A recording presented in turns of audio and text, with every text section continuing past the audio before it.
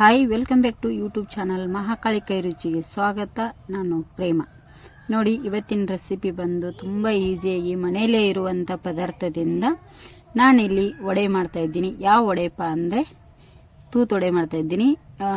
ಚಿರೋಟಿ ರವೆದ್ದಿಲ್ಲಿ ತೂತೊಡೆ ಮಾಡ್ತಾ ಇರೋದ್ರಿಂದ ತುಂಬ ಟೇಸ್ಟಿಯಾಗಿರುತ್ತೆ. ಯಾರಾದರೂ ದಿಢೀರ್ನ ಮನೆಗೆ ಬಂದರೆ ಕೂಡಲೇ ನಾವು ಈ ಥರ ಒಂದು ಸಿಂಪಲ್ಲಾಗಿ ಕಾಯಿ ಚಟ್ನಿ ಮತ್ತು ಈ ಥರ ವಡೆ ಮಾಡಿಕೊಟ್ರೆ ಸೂಪರಾಗಿ ನಮಗೆ ಅವರು ಬಂದವರು ಹೊಗಳೋದಂತೂ ಗ್ಯಾರಂಟಿ. ಅದನ್ನು ನಾನು ಖಂಡಿತವಾಗಿ ಹೇಳ್ತಾ ಇದ್ದೀನಿ. ತುಂಬ ಈಸಿಯಾಗಿ ಒಂದು ಅರ್ಧ ಗಂಟೆ ಒಳಗಡೆ ಆಗುವಂಥದ್ದು ನೋಡಿ. ಅವರು ಸ್ವಲ್ಪ ಮಾತಾಡುವಷ್ಟರಲ್ಲಿ ನಾವು ಈ ಥರ ಮಾಡಿ ಕೊಡ್ಬೋದು. ತುಂಬ ಈಸಿಯಾಗಿ ನೀವು ಈ ಥರ ಮನೆಯಲ್ಲಿ ಟ್ರೈ ಮಾಡಿ ಬಂದವರಿಗೆ ಮಾಡಿಕೊಡಿ ಫ್ರೆಂಡ್ಸ್. ಮಕ್ಕಳಿಗಂತೂ ತುಂಬಾ ಖುಷಿಯಾಗುತ್ತೆ. ಒಳಗಡೆ ಸಾಫ್ಟಾಗಿ ಹೊರಗಡೆ ಗರಿಗರಿಯಾಗಿ ತುಂಬ ಚೆನ್ನಾಗಿರುತ್ತೆ.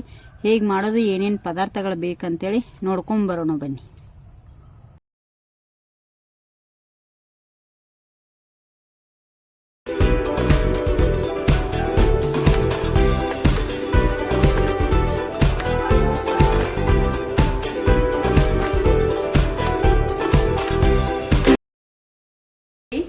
ಇಲ್ಲೊಂದು ಬಾಣಲಿ ಇಟ್ಟಿದ್ದೀನಿ, ಅದಕ್ಕೆ ನಾನು ನೀರು ಹಾಕ್ತಾ ಇದ್ದೀನಿ. ನೋಡಿ, ಮೆಜರ್ಮೆಂಟಲ್ಲೇ ಹಾಕ್ತಾ ಇದ್ದೀನಿ.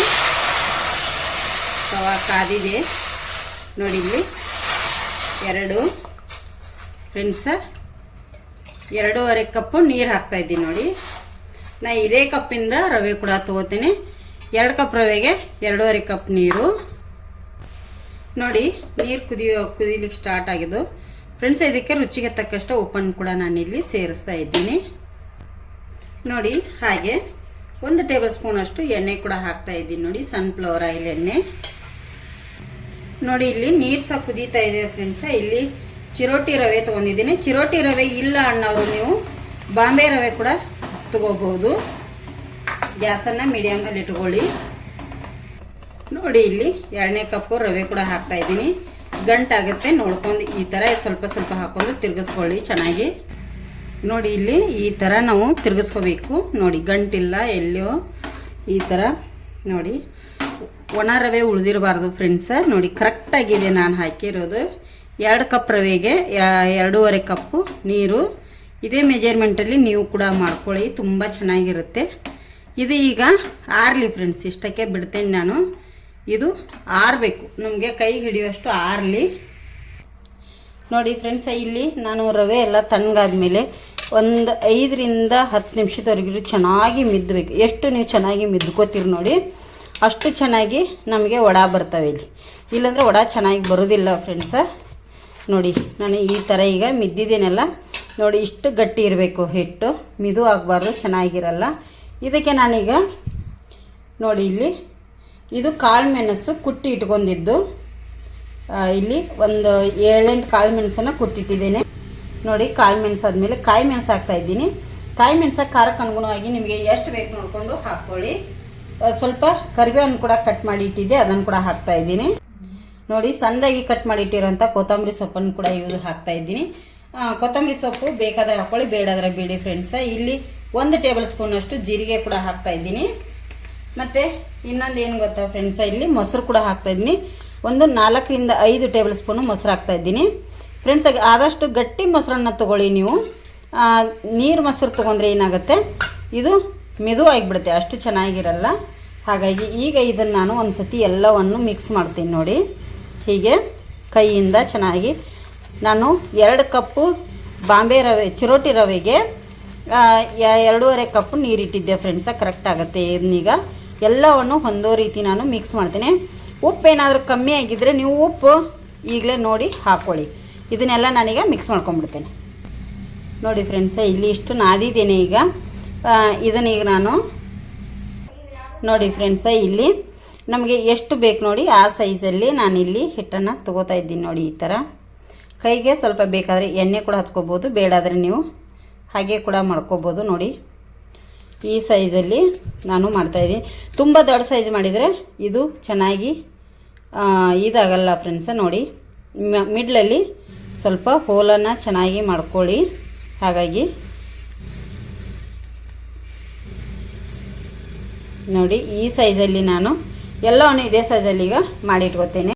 ನೋಡಿ ಫ್ರೆಂಡ್ಸ್ ಇಲ್ಲಿ ನಾನು ನೋಡಿ ಈ ಥರ ತೂತೊಡೆ ಎಲ್ಲ ರೆಡಿ ಮಾಡಿ ಇಟ್ಕೊಂಡಿದ್ದೀನಿ, ಕಾಣ್ತಿದೆ ಅಂತ ಅನ್ಕೋತಾ ಇದ್ದೀನಿ. ನೋಡಿ ಎಲ್ಲವನ್ನು ಈ ಸೈಜಲ್ಲಿ ಮಾಡಿ ರೆಡಿ ಮಾಡಿ ಇಟ್ಟಿದ್ದೇನೆ. ಹಾಗೆ ಇಲ್ಲಿ ನೋಡಿ ಎಣ್ಣೆ ಕೂಡ ಕಾದಿದೆ. ನಾನು ಒಂದೊಂದಾಗೆ ಎಣ್ಣೆಯಲ್ಲಿ ಕೂಡ ಬಿಡ್ತೇನೆ. ನೋಡಿ ನೋಡಿಕೊಂಡು ಬಿಡಿ, ಕೈ ಸುಡ್ತದೆ. ನೋಡಿ ಎಷ್ಟು ಚೆನ್ನಾಗಿ ಎಣ್ಣೆಯಲ್ಲಿ ಎಷ್ಟು ಆಗುತ್ತೋ ಅಷ್ಟನ್ನು ನೀವು ಬಿಡಿ ಫ್ರೆಂಡ್ಸ. ಎಲ್ಲ ಒಮ್ಮೆ ಬಿಟ್ಟರೆ ಅದು ಕರಿಲಿಕ್ಕೂ ಅಷ್ಟು ಚೆನ್ನಾಗಿರಲ್ಲ. ಹಾಗಾಗಿ ಸಾಕು ಇಷ್ಟು.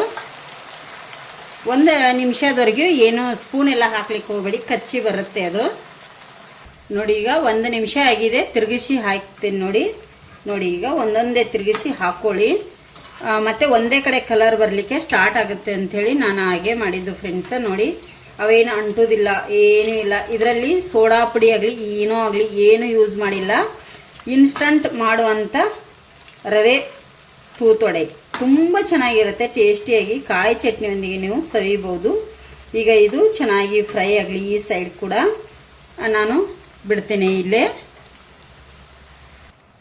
ನೋಡಿ ಇಲ್ಲಿ ಈ ಥರ ಒಂದು ಸ್ವಲ್ಪ ಸ್ಲೋ ಉರಿಯಲ್ಲಿ ಇಟ್ಕೊಂಡು ನಾವು ಫ್ರೈ ಮಾಡ್ಕೋಬೇಕಾಗತ್ತೆ. ಈಗ ಸ್ಪೀಡ್ ಇಡ್ತಾ ಇದ್ದೀನಿ, ಯಾಕಂದರೆ ಇಲ್ಲಾಂದರೆ ಸ್ವಲ್ಪ ಇವು ಒಳಗಡೆ ಇದು ಹಿಟ್ಟು ಹೊರಗಡೆ ಬರೋ ಚಾನ್ಸ್ ಇರುತ್ತೆ ಎಣ್ಣೆಯಲ್ಲಿ ಕರೆದ ನಂತರ. ನೋಡಿ ಈಗ ಇನ್ನೂ ಕರಿಬೇಕು ಎಣ್ಣೆಯಲ್ಲಿ, ಒಳಗಡೆ ಹಸಿ ಹಸಿಯಾಗಿ ಹಿಟ್ಟು ಉಳಿಬಾರ್ದಲ್ಲ, ಅದಕ್ಕಾಗಿ ನೋಡಿ ಇನ್ನೂ ಸ್ವಲ್ಪ ಕಲರ್ ಚೆನ್ನಾಗಿ ಬರಬೇಕು. ಉದ್ದಿನ ವಡೆ ಯಾವ ಕಲರ್ ಇರುತ್ತೋ ಆ ಕಲರ್ ಬಂದರೆ ಸಾಕು ನಮಗೆ.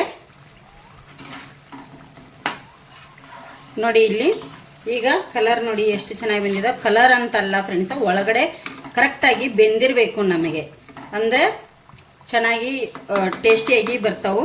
ಈಗ ನಾನು ಎಣ್ಣೆ ಬಸ್ಕೊಂಡು ತಗೊಳ್ತಾ ಇದ್ದೀನಿ. ನೋಡಿ ಇಲ್ಲಿ ಎಲ್ಲವನ್ನು ತಗೊಳ್ತೇನೆ ಇದೇ ಥರ. ನೋಡಿ ಇಲ್ಲಿ ರವೆ ವಡೆ ರೆಡಿ ಆಗಿದೆ ಫ್ರೆಂಡ್ಸ, ಸರ್ವ್ ಮಾಡಿ ತೋರಿಸ್ತೇನೆ.